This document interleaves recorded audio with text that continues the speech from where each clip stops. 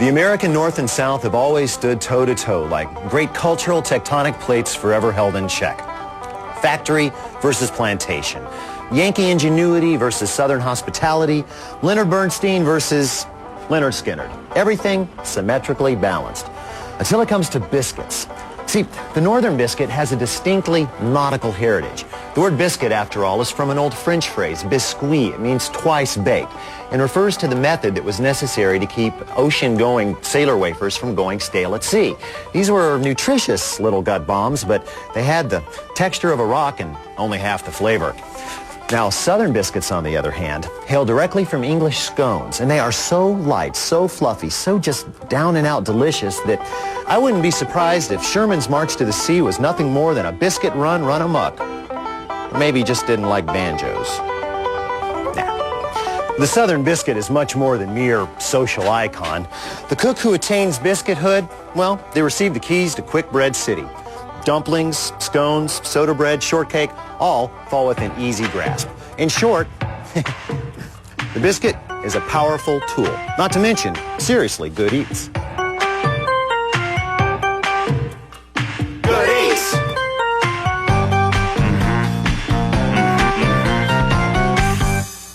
Making biscuits is like playing rock and roll. You only need 3 chords and a lot of volume. Now, the biscuit chords are flour, fat, and moisture. Now, first the flour. Among wheat flours alone, we've got, well, there's all-purpose flour, there's self-rising flour, we've got bread flour, unbleached all-purpose flour, let's see, then there's cake flour, and, well, dozens of others. Now, with the exception of the self-rising, which contains chemical leaveners, the main difference between all these flours is, well, mostly protein content. And that depends a great deal on wheat. Now, about 75% of the wheat grown in America is hard wheat, meaning that it's high in protein. Now, flour made from this kind of wheat is often marketed as bread flour because it forms the kind of plastic structure that French baguettes and crusty sourdough rolls depend on. Soft wheat, because it contains less protein, is more suited for softer baking goods like cakes, pastries, and biscuits. These kind of soft flours are traditional in Southern baking because before modern transportation, that's what they had. Now, just as some traditional Northern hard flours have become available in the South, some Southern flours, often labeled as better for biscuits, are starting to show up on Northern shelves. All-purpose flour, by the way, is usually a mixture of hard and soft flours. AP, as it's called, is fine for most baking chores, but just as you'll never make a great baguette with it, biscuits, too, will elude you. Now, in a pinch, you can concoct your own biscuit flour by mixing 3 parts of all-purpose flour with 1 part of cake flour. It'll get you close.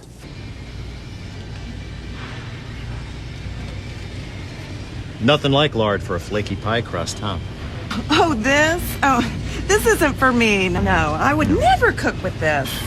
This is for, one of those contests with the greasy watermelon. You know, the greasy watermelon contest. Greasy watermelon, Got it. Whether fat phobics like it or not, fat, especially fats that are solid at room temperature, play a crucial role in the texture of baked goods. Now take this vegetable shortening.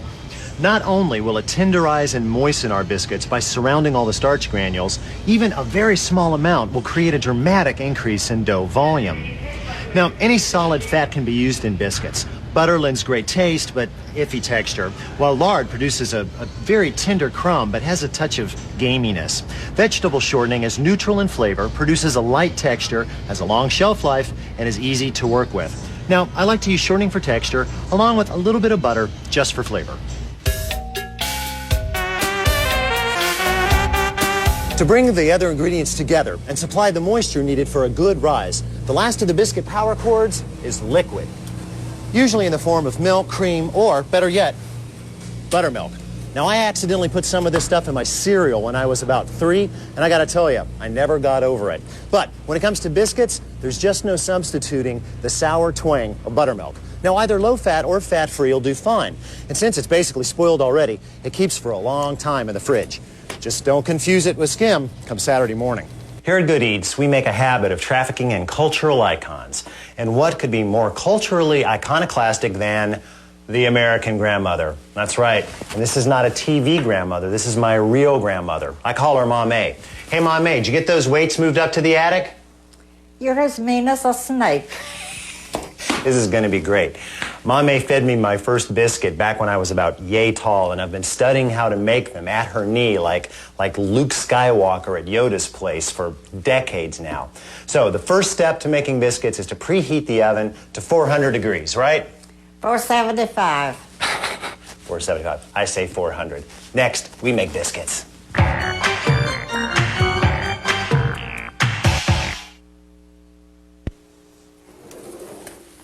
The battle line has been drawn. We are at Battleground Biscuit.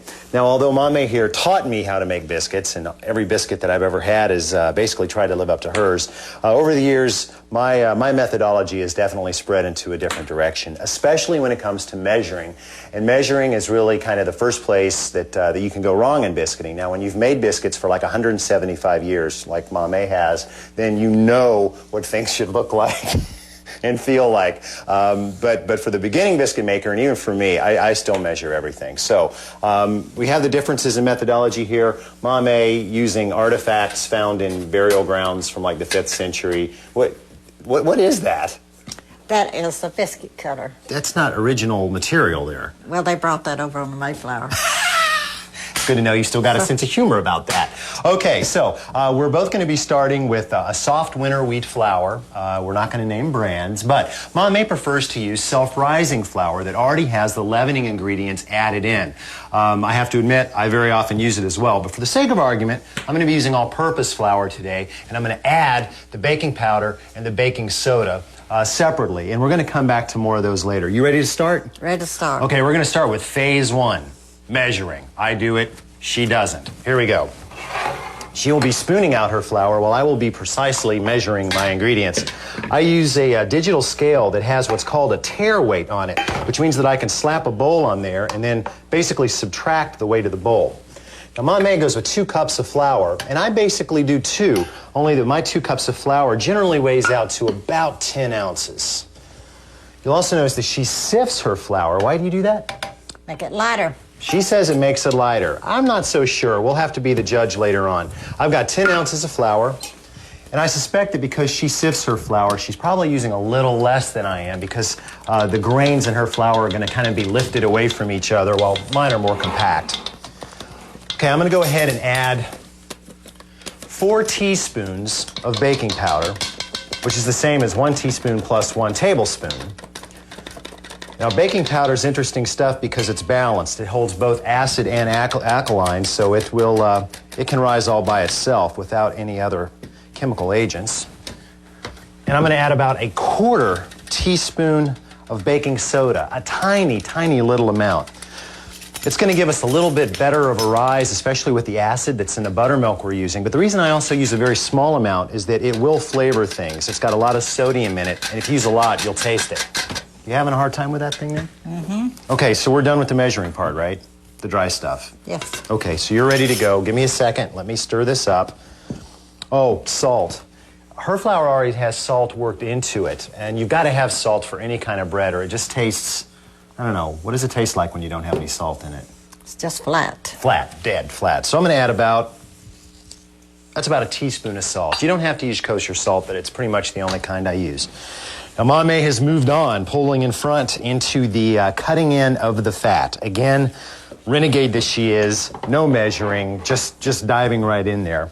And she's going to cut it in. Why do you use a spoon? I guess because I like to. Well, your mom didn't use a spoon, I know. I remember. No, she used her hands. My great-grandmother used her hands. It was good enough for her. It's good enough for me. What it's all that fancy jewelry you're wearing, I suspect. Sure, that's it. I'm going to weigh mine. And what I like to do is I like to have my fat cold when I cut it in. So what I'm going to do is I'm going to go ahead and measure out my buttermilk. And I like to use a cup of buttermilk. And since a pint is a pound the world around, 8 ounces fluid measure equals 8 ounces of weight. So I can just look at my scale, and I've got 8 ounces, which is the same as a cup. And I'm going to put in 2 ounces, actually more like an ounce of butter. And I'm just going to add it straight to this until I get 1 ounce, which is there. I'm going to hit the tare weight again. She's already smoking me. Slow down, you make me look bad. How old's that bowl? That's the only one I ever have seen you make biscuits in. Well, it's older than you are. Well, a lot of things are, thank goodness, that we're still at that point. I'm going to add also 2 ounces of shortening. She likes all shortening. I like to use a little bit of both. Shortening's going to give you a better texture, right? You think? Right. Is it just lighter kind of thing? Now, you remember using lard for biscuits, don't you? Yes. In my early years of life, I did use lard. Like around the time of Gone with the Wind? I like to use a combination. You're going to get a tender a tender crumb out of the biscuit from shortening. You're going to get a little bit of flavor if you use butter. You don't wait on me. You keep going. I'll catch up. Now, where she cuts hers in with the spoon, I like to use my fingers. But when you do this, try to use just your fingertips. I know it looks messy, but don't worry. And just kind of work it in. What we're wanting is something that looks kind of like cornmeal. So just break it up and work it in. This is a lot more fun than her method. All right, she's already going on the buttermilk. How much do you think you use? I never measure it. I just put in there what I think it needs and stir it till it's good. To stir it till but she and I both like a very loose dough. One of the great secrets, what she's taught me is the secret, really, to biscuit making is a very, very wet dough that you don't work very much, right? Right. Just stir it until it comes together into a kind of sticky mass. If it looks sticky and nasty, you're going the right way. She likes to do this on parchment paper, which makes for a slightly neater kitchen. I don't really get too worked up about that. Oh, now that I've got the fat worked in, it just looks crummy. It kind of looks like breadcrumbs almost. I'm going to make a well kind of right in the middle, and I'm going to add my buttermilk. I lost my spoon, Mame. Can I use yours? Can I use your sacred spoon? You make fun of my spoon. It's a wonderful spoon. Weighted perfectly for biscuit making. Oh, she's ahead of me already. This is looking pretty bad for me.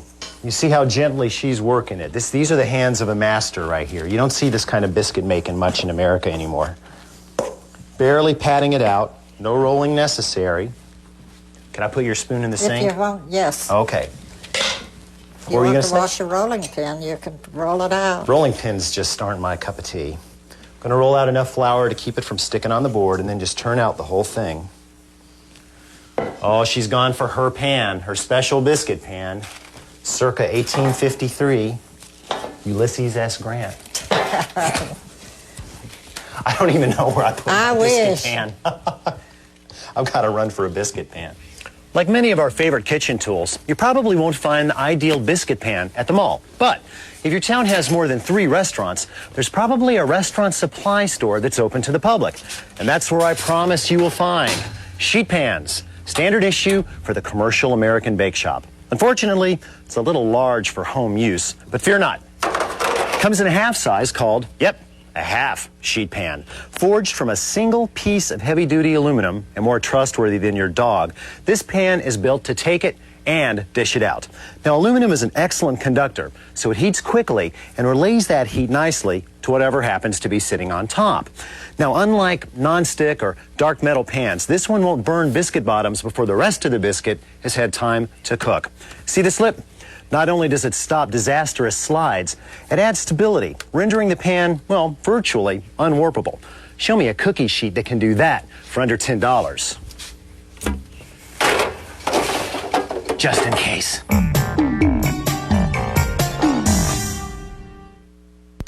This is pulled out of a Civil War battlefield. You're like General Grant baked biscuits on that. Yeah, but you sure love the ones that came out of it.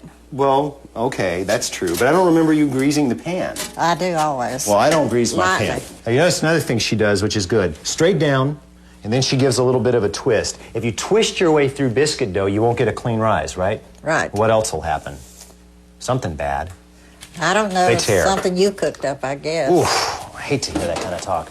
I use an aluminum pan. I don't like stainless steel pans for biscuits, and I don't like Teflon pans. Have you ever tried to bake biscuits on Teflon pans? No, I haven't. They turn black on the bottom. It's not a good thing. Biscuit cutter, straight down, twist, pop out. down, twist. The twist is okay, but only if you've gone all the way through. Now you notice that both she and I like to put our biscuits shoulder to shoulder. And that's because you'll get a better rise out of them if they're just touching. If you crowd them too much, the heat won't be able to get in between the biscuits, right? Right. Okay, I'm right on something finally. It's taken all these years. So if you have them too far apart, they'll burn. And they'll spread out, won't they? Sure. Instead of going up. So if they just touch them next to each other, they'll rise straight. Now she's rolling out her garbage, as we say, her trash. And you roll those together just as lightly as you can because the dough's already been worked perfectly. You don't want to go too far. Now, as usual, I have more trash on my board than she does, but that's okay. How many you usually get out of the batch? You always get the same number? About 12. You always get a dozen, don't you? Mine are a little bigger, so I'm not going to have quite as many. Down and twist. Well, I'll have one fat one, and that used to be the one when you was a little boy that you wanted. Well, because it's big, right? Yes. But I liked them best the next day when you split them open and you buttered them and then you toasted them. That's the way they were supposed to be. I've probably eaten about 50,000 biscuits at Mame's house. Now, did your mom teach you to make these like this? No, not really. How did you adapt your biscuit making? Just by doing. Just by doing it, huh? You used to make them like every day, right? Sure. When I was first married, I made biscuits for breakfast every day. Every single day? Yes. Back then, we worked, though, so nobody got fat off of them. Nowadays, true. if I had biscuits every day, it'd be like You'd get as big Alfred as Hitchcock cooking hour. It'd be pretty Stone bad. Mountain. Okay, so the very last touch, and for goodness sakes, don't skip this. Note the indentation, the slight indentation. Now, I do mine with the thumb. Mame does hers with 2 fingers. Pushing down in the middle is going to help the biscuit to rise evenly. Since the heat hits the outside of the biscuit and works in, if you didn't punch it in, you might end up with a domed biscuit, right? Right. Okay, you're 400... You want my biscuits in the oven yet? Yes, well, they're done, aren't they? Isn't it... Why do you not want to sit around and like, stare at them? You don't want them to rise till they get in the oven. So, the power chords are in place. Flour, fat, moisture. Now for the unifying element of good rock and roll and biscuits, volume. Baked goods get their volume from the lift of hot air. Or to be more exact, steam and carbon dioxide that's produced by yeast and chemical leaveners. Now, as you no doubt remember from your 4th grade science class, if you combine an alkali, say baking soda, with an acid, like vinegar, you get, well, a big case of gas. Now, this relationship, like most, has to be equal if it's really going to work. And that's what's so great about baking powder. You see, it contains an equal ratio of an acid, cream of tartar, and baking soda. All you have to do is add liquid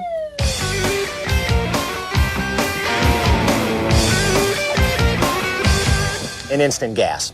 So, why do so many recipes call for both baking powder and baking soda?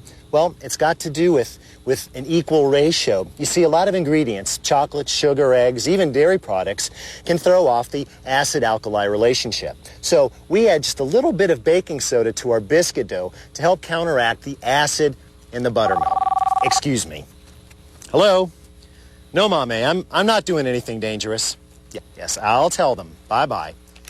She wants me to remind you that chemical leaveners have a specific shelf life, so watch those expiration dates. Once you've got biscuits down, you can experiment with endless variations on the theme. Scones start with the same dry mixture as biscuits, but with the addition of 2 tablespoons of sugar and an extra 2 tablespoons of butter. Substitute 3/4 cup of cream for the buttermilk and add 1 beaten egg. A handful of currants or dried cranberries would be traditional, but not mandatory. Now, shortcake is even easier. Just add 1/3 cup of sugar to the dry mix, and you can replace the buttermilk with half and half if you want, but I'd miss that buttermilk twang. It's up to you. Stir the dough until it just comes together, then spoon it right out onto the pan. Brush thoroughly with melted butter, sprinkle with sugar. Bake at 400 till golden, cool, smother with berries and whipped cream, eat, repeat.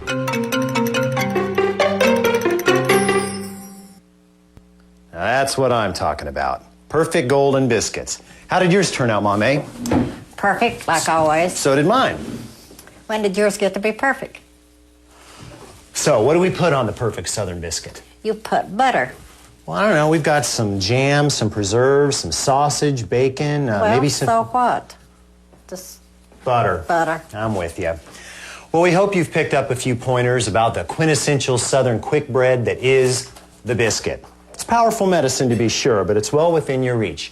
Just remember, use soft winter wheat Southern flour, work in the fat thoroughly, mix it quick, and bake it in a hot oven, at least 400 degrees, right? 475. Mama, your oven hasn't seen 475 since the Ice Age. Honey, you don't know a thing about an oven. My oven will outcook yours any day. See you next time on Good Eats. Oven. I got more ovens in the garage than you Well, ever yeah, had in but your you don't life. have a good one like mine. What's good about that oven? Thing runs on coal fumes. It's just a good one. That's all I can tell you. Well, you try one of my biscuits, you'll have good. I don't want one of your biscuits. Well, nobody's gonna eat those hockey pucks. Good Eats! Visit us on the web at www.foodtv.com.